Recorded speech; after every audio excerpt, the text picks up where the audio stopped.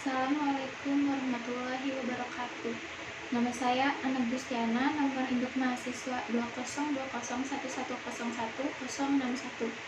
Saya di sini akan mempresentasikan tentang penulisan laporan.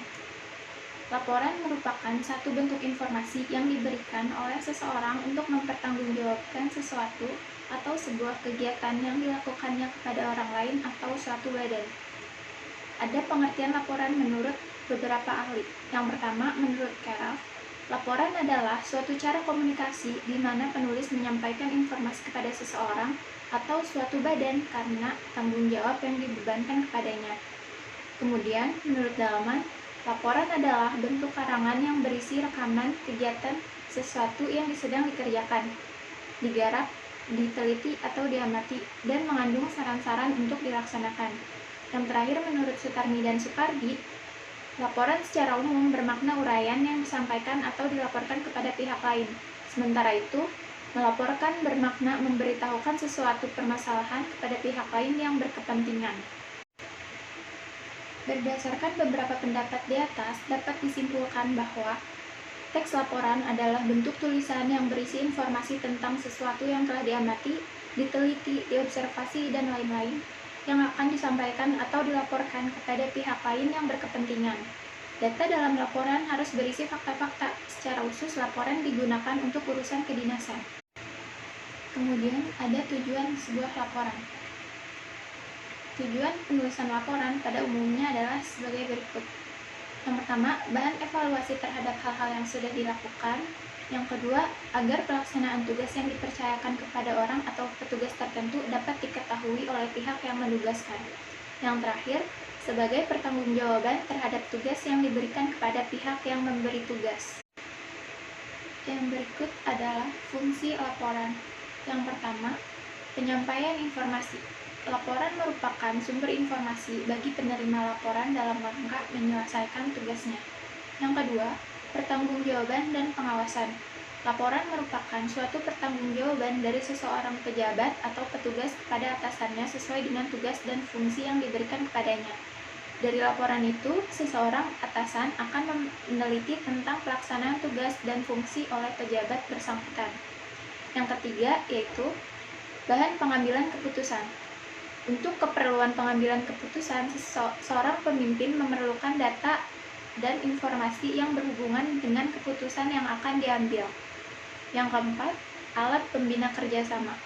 Laporan dapat berperan sebagai salah satu alat untuk membina kerjasama, saling tukar informasi, saling pengertian, dan koordinasi antara atasan dan bawahan sangat mendukung kerjasama yang baik. Ada beberapa jenis-jenis laporan menurut para ahli. Keraf menyatakan terdapat 7 jenis laporan yang dibuat untuk kepentingan perusahaan dan pendidikan, yaitu 1. Laporan yang berbentuk formulir dan isian. 2. Laporan yang berbentuk surat. 3. Laporan yang berbentuk memorandum. 4. Laporan perkembangan dan laporan keadaan. 5. Laporan berkala. 6. Laporan laboratoris. 7. Laporan formal dan semi-formal. Lalu, Widya Martaya menggolongkan laporan berdasarkan tujuan, waktu, dan gaya tulis. Laporan berdasarkan tujuan terdiri atas laporan perencanaan dan laporan pengontrolan.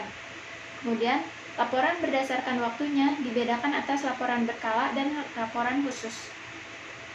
Laporan menurut gaya penulisannya dibedakan menjadi 2, yaitu laporan resmi dan laporan tidak resmi. Berdasarkan beberapa pendapat tadi, dapat disimpulkan terdapat beragam jenis laporan yang ditulis sesuai dengan tujuan penulisannya. Kemudian ada sistematika laporan. Yang pertama, definisi umum. Definisi umum dalam pengembangan paragrafnya berisi pengertian tentang sesuatu yang akan dibahas. Definisi umum juga bisa disebut sebagai bagian pembukaan dalam sebuah teks laporan atau hasil observasi. Yang kedua, deskripsi bagian. Deskripsi bagian merupakan isi dari teks laporan hasil observasi. Deskripsi bagian berisi gambaran tentang sesuatu secara rinci. Yang ketiga, deskripsi manfaat. Deskripsi manfaat merupakan bagian yang berisi manfaat atau kegunaan. Deskripsi manfaat menjadi bagian penutup dari teks laporan hasil observasi. Dalam menulis laporan, Ada langkah-langkah yang harus dikerjakan. Yang pertama, melakukan kegiatan observasi. Melakukan kegiatan observasi yaitu mengumpulkan data terlebih dahulu sebelum menulis laporan yang lengkap. Data yang dikumpulkan dapat berasal dari penelitian, kunjungan kumpulan jurnal kegiatan, angket, wawancara, dan pengamatan atau observasi.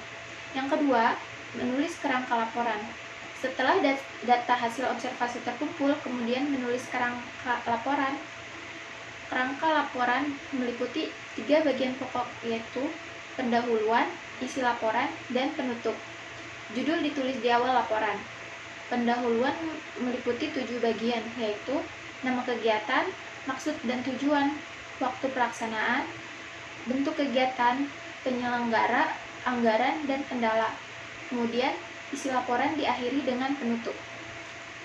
Lanjut, yang ketiga, menulis laporan lengkap. Kerangka laporan di atas dapat dikembangkan berdasarkan data observasi yang dikumpulkan menjadi laporan yang utuh.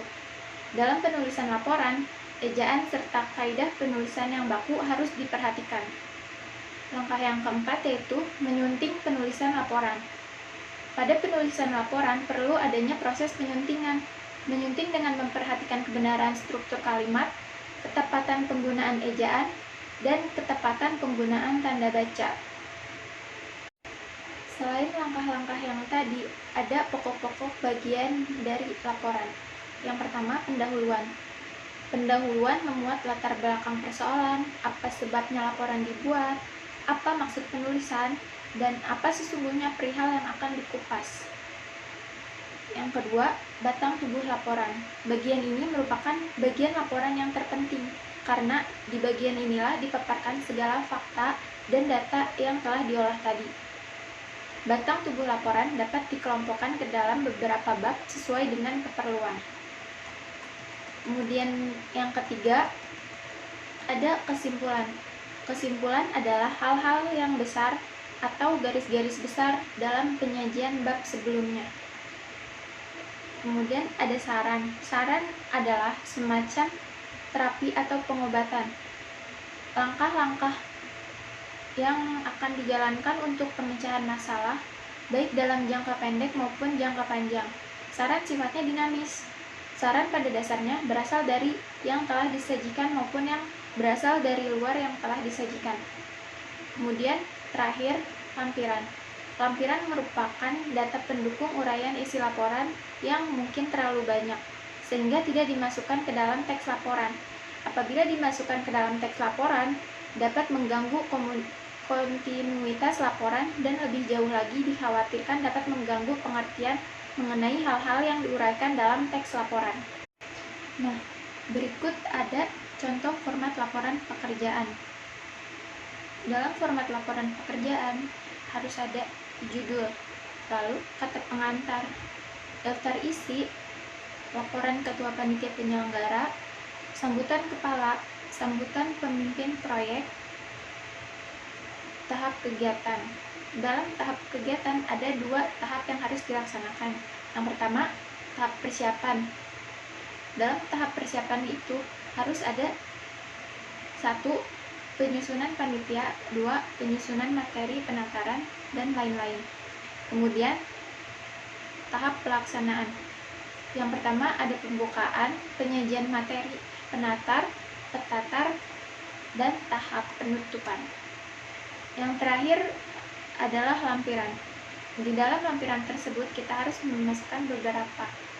Yang pertama, surat keputusan kepanitiaan, kemudian rancangan kegiatan, lalu surat-surat persiapan, formulir edaran pers, analisis biodata peserta penataran, laporan ketua panitia pada penutupan.